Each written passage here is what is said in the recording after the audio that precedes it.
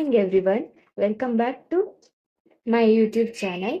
ಇವತ್ತಿನ ವಿಡಿಯೋದಲ್ಲಿ ನಾನು KSET 2024 year general knowledge question ಪೇಪರ್ನ ಸಾಲ್ವ್ ಮಾಡ್ತಿದ್ದೀನಿ.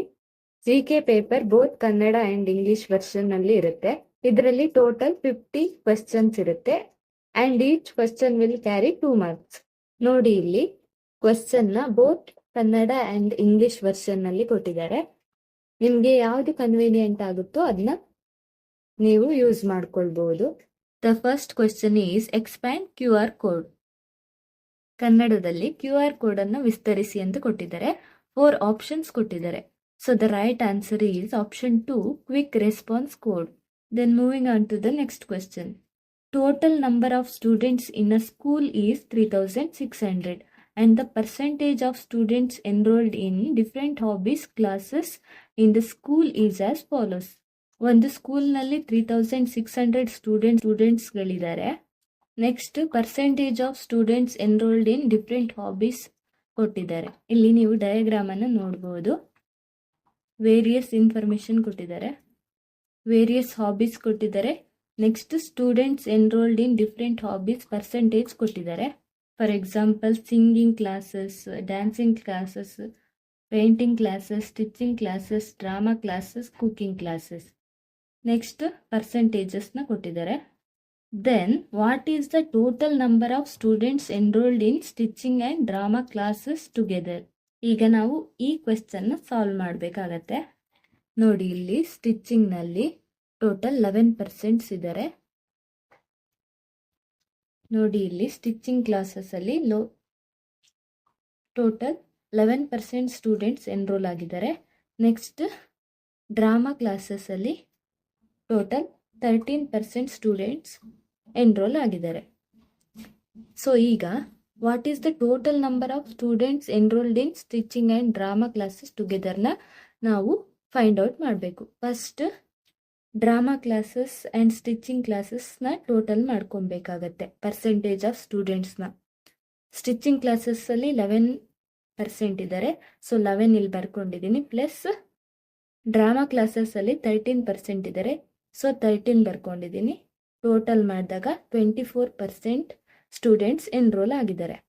ನೆಕ್ಸ್ಟ್ ಇಲ್ಲಿ total number of students in a school is 3600 ಕೊಟ್ಟಿದ್ದಾರೆ. ಸೊ ಅದನ್ನ ಬರ್ಕೊಳ್ತೀನಿ. ನೆಕ್ಸ್ಟ್ ಇಂಟು 24% ಮಾಡಿದಾಗ you will get 864.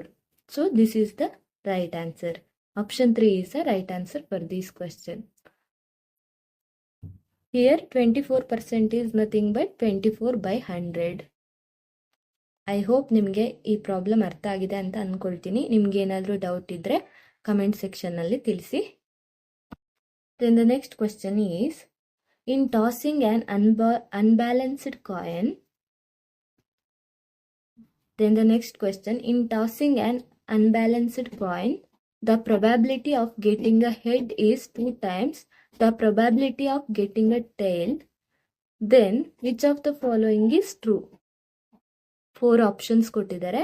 So the right answer is option 4. Then the next question is related to logical reasoning.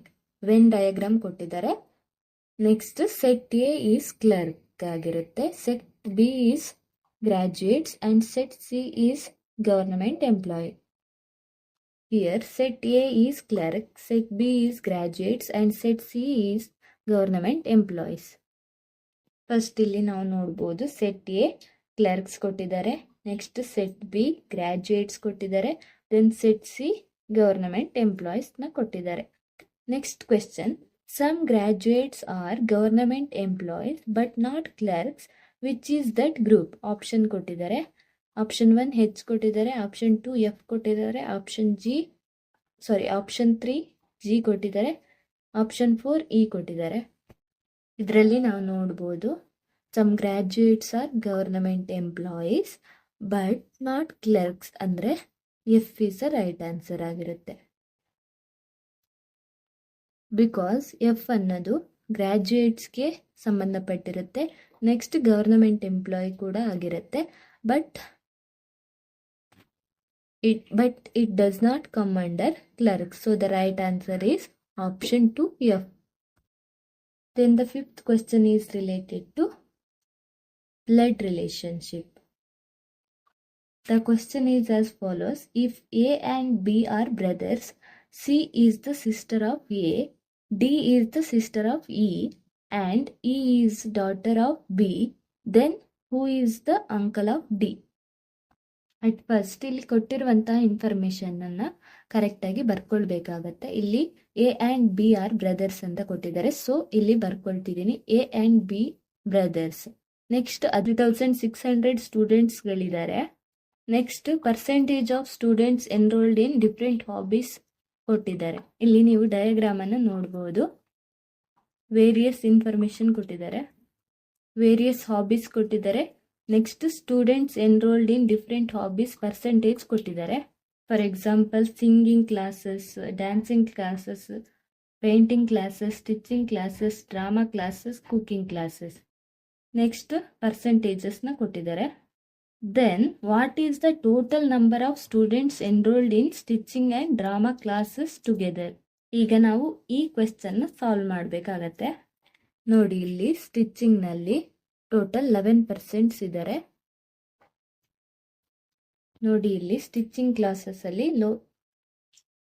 Total 11% students enrol ಆಗಿದ್ದಾರೆ. Next drama ಕ್ಲಾಸಸ್ಸಲ್ಲಿ total 13% students enrol ಆಗಿದ್ದಾರೆ. So ಈಗ what is the total number of students enrolled in stitching and drama classes ಟುಗೆದರ್ನ ನಾವು find out ಮಾಡಬೇಕು. First drama classes and stitching ಕ್ಲಾಸಸ್ನ total ಮಾಡ್ಕೊಬೇಕಾಗತ್ತೆ, percentage of ಸ್ಟೂಡೆಂಟ್ಸ್ನ.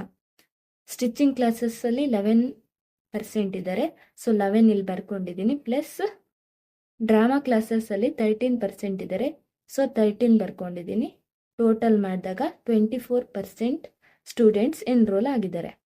Next ಇಲ್ಲಿ total number of students in a school is 3600 ಕೊಟ್ಟಿದ್ದಾರೆ, so ಅದನ್ನ ಬರ್ಕೊಳ್ತೀನಿ. Next into 24% ಮಾಡಿದಾಗ you will get 864.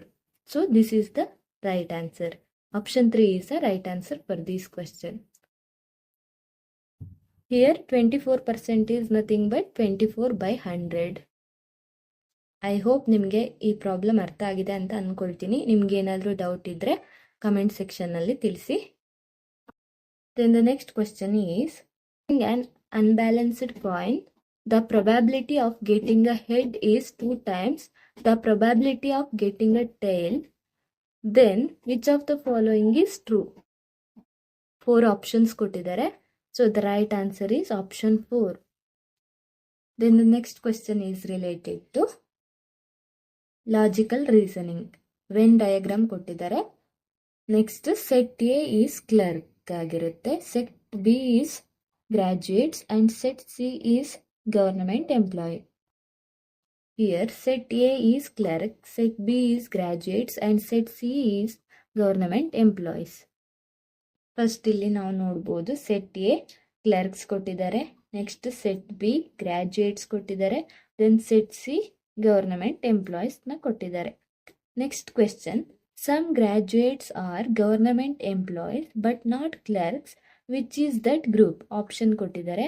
Option 1 H ಕೊಟ್ಟಿದ್ದಾರೆ, ಆಪ್ಷನ್ 2 F ಕೊಟ್ಟಿದ್ದಾರೆ, ಆಪ್ಷನ್ 3 G ಕೊಟ್ಟಿದ್ದಾರೆ, ಆಪ್ಷನ್ 4 E ಕೊಟ್ಟಿದ್ದಾರೆ. ಇದರಲ್ಲಿ ನಾವು ನೋಡ್ಬೋದು, some graduates are government employees but not clerks ಅಂದರೆ F is the right answer ಆಗಿರುತ್ತೆ.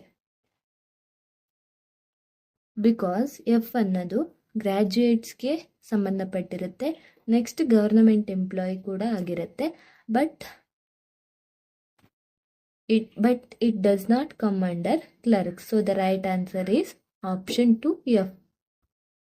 Then the fifth question is related to blood relationship. The question is as follows: if A and B are brothers, C is the sister of A, D is the sister of E, and E is daughter of B, then who is the uncle of D? At first ಇಲ್ಲಿ ಕೊಟ್ಟಿರುವಂತಹ information ಅನ್ನ ಕರೆಕ್ಟಾಗಿ ಬರ್ಕೊಳ್ಬೇಕಾಗತ್ತೆ. ಇಲ್ಲಿ A and B are brothers ಅಂತ ಕೊಟ್ಟಿದ್ದಾರೆ. So ಇಲ್ಲಿ ಬರ್ಕೊಳ್ತಿದ್ದೀನಿ A and B brothers. Next ಅದ್ರ ರಿಲೇಟೆಡ್ ಯಾವ್ಯಾವ ಇನ್ಫಾರ್ಮೇಶನ್ ಕೊಟ್ಟಿದ್ದಾರೆ ನೋಡಬೇಕಾಗತ್ತೆ. C is the sister of A. So A ಕೆಳಗೆ ನಾನು ಇಲ್ಲಿ ಸಿ ಅಂತ ಬರೆದು ಸಿಸ್ಟರ್ ಅಂತ ಬರೆದಿದ್ದೀನಿ. ನೆಕ್ಸ್ಟ್ ಬಿ ರಿಲೇಟೆಡ್ ಯಾವುದಾದ್ರೂ ಇನ್ಫಾರ್ಮೇಶನ್ ಇದೆಯಾ ನೋಡಬೇಕಾಗತ್ತೆ. ಇಲ್ಲಿ E is daughter of B ಅಂತ ಕೊಟ್ಟಿದ್ದಾರೆ. ಸೊ ಇಲ್ಲಿ ಬರ್ಕೊಳ್ಬೇಕಾಗತ್ತೆ. ಇಲ್ಲಿ ನಾನು ಬರ್ಕೊಂಡಿದ್ದೀನಿ E is daughter of B. Next E related information ಕೊಟ್ಟಿದ್ದಾರೆ ನೋಡಬೇಕಾಗತ್ತೆ. ಇಲ್ಲಿ ಕೊಟ್ಟಿದ್ದಾರೆ D is the sister of E ಅಂತ ಕೊಟ್ಟಿದ್ದಾರೆ, ಅದನ್ನ ಬರ್ಕೊಳ್ಬೇಕಾಗತ್ತೆ. ನೋಡಿ ಇಲ್ಲಿ ನಾನು ಬರ್ಕೊಂಡಿದ್ದೀನಿ. ನೆಕ್ಸ್ಟ್ ಇಲ್ಲಿ ಏನ್ ಫೈಂಡ್ ಔಟ್ ಮಾಡಕ್ ಹೇಳಿದ್ದಾರೆ, who is the uncle of D ಅಂತ ಕೊಟ್ಟಿದ್ದಾರೆ. ಇದರಲ್ಲಿ ಎ ಆ್ಯಂಡ್ ಬಿ ಬ್ರದರ್ಸ್ ಆಗಿರ್ತಾರೆ, ಬಿ ಡಾಟರ್ ಇ ಆಗಿರ್ತಾರೆ, ಇ ಸಿಸ್ಟರ್ ಡಿ ಆಗಿರ್ತಾರೆ. ಸೊ ಬಿ ಡಾಟರ್ಸ್ ಆಗಿರ್ತಾರೆ. ಇ ಆ್ಯಂಡ್ ಡಿ ಅನ್ನೋರು ಬಿ ಡಾಟರ್ಸ್ ಆಗಿರ್ತಾರೆ. ಸೊ ಬಿ ಆನ್ಸರ್ ರಾಂಗ್ ಆಗಿರುತ್ತೆ. ದೆನ್ ಇ ಮತ್ತೆ ಡಿ ಅನ್ನೋದು ಫೀಮೇಲ್ಸ್ ಆಗಿರೋದ್ರಿಂದ ಈ ಆನ್ಸರ್ ಕೂಡ ರಾಂಗ್ ಆಗಿರುತ್ತೆ. So the right answer is option A. Here A is the uncle of D ಆಗಿರುತ್ತೆ. Then the next question is choose the incorrect statement with respect to email. ಈ question ಅಲ್ಲಿ ಇಮೇಲ್ಗೆ ಸಂಬಂಧಪಟ್ಟಿರೋ ಹಾಗೆ incorrect statement ನ identify ಮಾಡಲಿಕ್ಕೆ ಕೊಟ್ಟಿದ್ದಾರೆ. 4 statements ನ ಕೊಟ್ಟಿದ್ದಾರೆ. Statement 1 can send only text documents through email. Statement 2 email is faster than snail mail.